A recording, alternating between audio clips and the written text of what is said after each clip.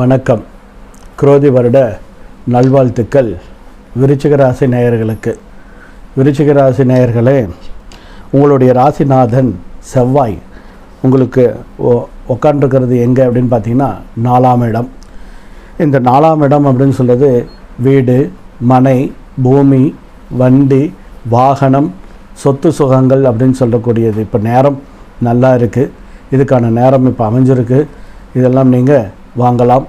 சொத்துக்கள் வாங்குறவங்க வாங்கலாம். சொத்துக்கள் இருக்கிறவங்க வீடு கட்டணும்னா முயற்சி பண்ணலாம். வண்டி வாங்கணும்னு நினைக்கிறவங்க வண்டி வாகனங்கள் வாங்கலாம். அதே மாதிரி பழைய வண்டி வச்சுருக்கோம், புது வண்டி வேணும் அப்படின்னு சொல்கிறவங்க புதுப்பிக்கலாம். அதனால் வீடு, மனைகள், வண்டி வாகனங்கள் ஆல்ட்ரேஷன் பண்ணுறவங்களாம் பண்ணலாம். அதுக்கான நேரம் சித்திரை மாதத்தில் உங்களுக்கு வந்திருக்குது, ரொம்ப நல்லது. அதனால் எந்த ஒரு பயமும் இதில் இல்லை. பூர்வ புண்ணியாதிபதி அப்படின்னு சொல்லக்கூடியவன் 5ஆம் வீடு. இந்த புண்ணியாதிபதி அப்படின்னு சொல்லக்கூடியவன் 6ல் வந்து உக்காண்டிருக்கார். உக்காந்தவர் நல்லா தான் இருக்கார், எந்த ஒரு மாற்றமும் இல்லை.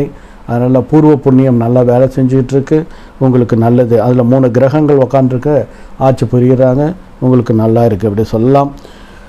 6ஆம் வீடான நோய் நொடிகள் இதெல்லாம் உங்களுக்கு இப்போது கம்மியாகும். அதனால் மருந்துகள் வேலை செய்யும் அப்படின்னு சொல்கிறது, நோய் நொடிகள் தீரும். 7ஆம் வீடு கல்யாண வாழ்க்கை அப்படின்னு சொல்கிறது உங்களுக்கு நெருங்கியாச்சு, கிட்ட நெருங்கியாச்சு.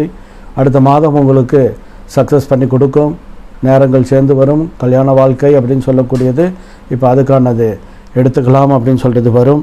ஆனால் சித்திரை முடிஞ்சு மே மாதத்திலிருந்து உங்களுக்கு தொடங்க போகுது. 1 வருடம் இந்த இடத்துல இருக்க போகிறார். அதனால் கொஞ்சம் பார்த்துக்கோங்க. இது குரு அப்படின்னு சொல்கிறது மே மாதத்தில் உங்களுக்கு வந்துட்டு 7ஆம் வீட்டில் வந்து அமர்ந்து உங்களுடைய லக்னத்தை பார்க்குறார். அதனால் உங்களுக்கு திருமண வாழ்க்கை கைகூடி வரும். ஆயுள் கண்டம், ஆரோக்கிய குறை பெருசாக இல்லை, இதில் எந்த ஒரு மாற்றமும் இல்லை, ரொம்ப நல்லா இருக்குது. 9ஆம் இடம் அப்படின்னு சொல்கிறது பூர்வ புண்ணிய ஸ்தானம் அப்படின்னு சொல்லக்கூடிய பாகியஸ்தானம். இந்த இடத்துக்கூடியவன் சந்திரன் இன்று அமைஞ்சிருக்கிறது உங்களுக்கு ரொம்ப நல்லா இருக்குது. அதனால் இதுலேயும் எந்த ஒரு பிரச்சனையும் இல்லை. குலதெய்வ வழிபாடு, இஷ்டதெய்வ வழிபாடு உங்களுக்கும் நல்லா இருக்குது அப்படின்னு சொல்கிறது கொடுக்கலாம். 10ஆம் இடான தொழில் ஸ்தானத்தில் உங்களுக்கு ஒரு சத்ரு வருது, அதாவது ஒரு பகை வருது. உயர் அதிகாரிகிட்ட கொஞ்சம் பகை, கொஞ்சம் பார்த்துக்கோங்க. கூட வேலை செய்கிறவங்ககிட்ட கொஞ்சம் எச்சரிக்கையாக இருங்க அப்படின்னு சொல்கிறது உங்களுடைய ஜாதகத்தில் இப்போ இருக்கிறது. இது கோச்சார பலன்கள், அதனால் கொஞ்சம் பார்த்துக்கோங்க.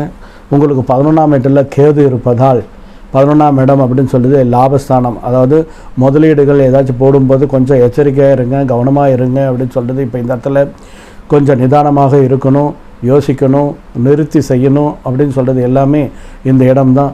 ஆனால் கொஞ்சம் கவனமாக இருக்கிற மாதிரி இப்போ பார்த்துக்கோங்க. உங்களுக்கு இப்போ மொத்தத்தில் கும்பிட வேண்டிய தெய்வம் என்ன அப்படின்னு சொன்னால் முருகர் வழிபாடு. இந்த முருகர் வழிபாடு 6படை வீடில் நீங்கள் எங்கேனாலும் போயிட்டு வரலாம். உங்களுடைய பக்கத்தில் இருக்கிற முருகர் கோயிலுக்கு கூட போயிட்டு வரலாம். செவ்வாய்க்கிழமான போயிட்டு வாங்க, அங்கே உட்காந்துட்டு ஒரு 5 நிமிஷம் தியானம் பண்ணுங்கள். உங்களுடைய கஷ்டங்கள் நல்லா இருப்பீங்க அப்படின்னு சொல்கிறது இம்மாதத்தின் பலன். நன்றி, வணக்கம்.